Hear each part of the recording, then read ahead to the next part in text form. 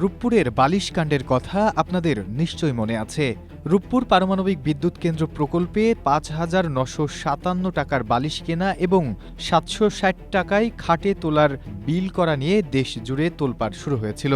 সেই ঘটনায় প্রায় ৩৬ কোটি ৪০ লাখ টাকার গড়মিলের অভিযোগ উঠেছিল এক ঠিকাদারি প্রতিষ্ঠানের বিরুদ্ধে। এবার সেই ঠিকাদারি প্রতিষ্ঠানের বিরুদ্ধে বিশ্ববিদ্যালয়ের হল নির্মাণেও ব্যাপক অনিয়মের অভিযোগ উঠেছে। নির্মিত হল উদ্বোধনের আগেই দেখা দিয়েছে ফাটল। রাজশাহী বিশ্ববিদ্যালয়ের নির্মাণাধীন ১০ তলা বিশিষ্ট বিজয় ৭১ হলে উদ্বোধনের আগেই দেখা দিয়েছে ফাটল। হলের বিভিন্ন দেয়াল ও পিলারের প্লাস্টারে ফাটল ধরেছে, অথচ ভবনটির নির্মাণ ব্যয় প্রায় ৭০ কোটি টাকা। আর এই ১০ তলা ভবনের কাজ করছে মজিদ সন্স অ্যান্ড কোম্পানি। এই প্রতিষ্ঠানটিই রূপপুরের বহুল আলোচিত বালিশকাণ্ডর সময়ও আলোচনায় এসেছিল। শতাধিক জায়গায় ফাটল, এখনই ওনারা প্লাস্টার করতেছে দেখতেছি নতুন করে আবারও। যে আমরা আসলে পূর্ববর্তী শেরেবাংলা হল থেকে এখানে আসছি, তো সেখানে আমাদের হচ্ছে ওই হলটা অনেক পুরানো ছিল, যে কারণে আমরা নিরাপত্তাজনিত সংজ্ঞায় ভুগছিলাম এবং সে কারণে আমাদের এখানে ট্রান্সফার করা হয়। তো এখানেও আমরা দেখতেছি যে উদ্বোধনের আগে যে আমাদের এই হলে একটা ফাটল দেখা যাচ্ছে। সেখানেও দুর্নীতি করছে রূপপুর পারমাণবিক বিদ্যুৎ কেন্দ্র, এবং এই হলের যে ফাটল দেখা গিয়েছে এবং অলরেডি যে অডিটোরিয়ামটা ভেঙে পড়ছে, তাতে এখানে বিশ্ববিদ্যালয় পড়াশোনাতে যথেষ্ট তদারকি আমি মনে করি ঘাটতি ছিল। এদিকে সময়মতো নির্মাণ কাজ শেষ করতে না পারলেও ঠিকাদার প্রতিষ্ঠানটি সিংহভাগ টাকাই তুলে নিয়েছে। যদিও অনিয়মের বিষয়ে কোনো তথ্য দিতে রাজি নন পরিকল্পনা বিভাগের প্রধান ও ভবনের প্রকল্প পরিচালক এস.এম.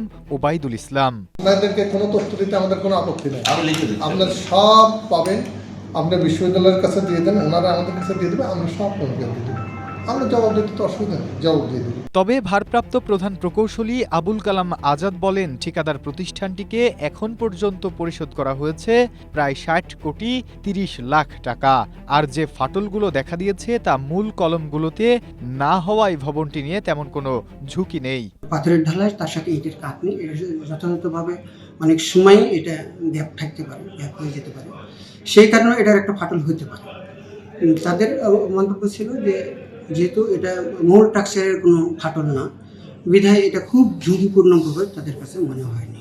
এদিকে রাজশাহী বিশ্ববিদ্যালয়ের উপাচার্য অধ্যাপক ডক্টর ফরিদুল ইসলাম জানান, এসব অভিযোগের বিষয়ে একাধিক তদন্ত কমিটি গঠন করা হয়েছে। ভবনটি ত্রুটিমুক্ত হলে তবেই ঠিকাদার প্রতিষ্ঠানের কাছ থেকে হস্তান্তর নেওয়া হবে।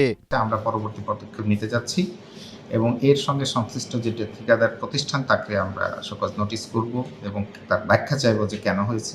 প্রশাসন বলছে তদন্ত শেষে পরিষ্কার হবে ফাটলের কারণ। তবে শিক্ষার্থীদের দাবি, উদ্বোধনের আগে শুধু ফাটল মেরামত নয়, পুরো ভবনের কাঠামোগত নিরাপত্তা নিশ্চিত করে স্বচ্ছ তদন্ত প্রতিবেদন প্রকাশ করতে হবে। Desk report, Asia post.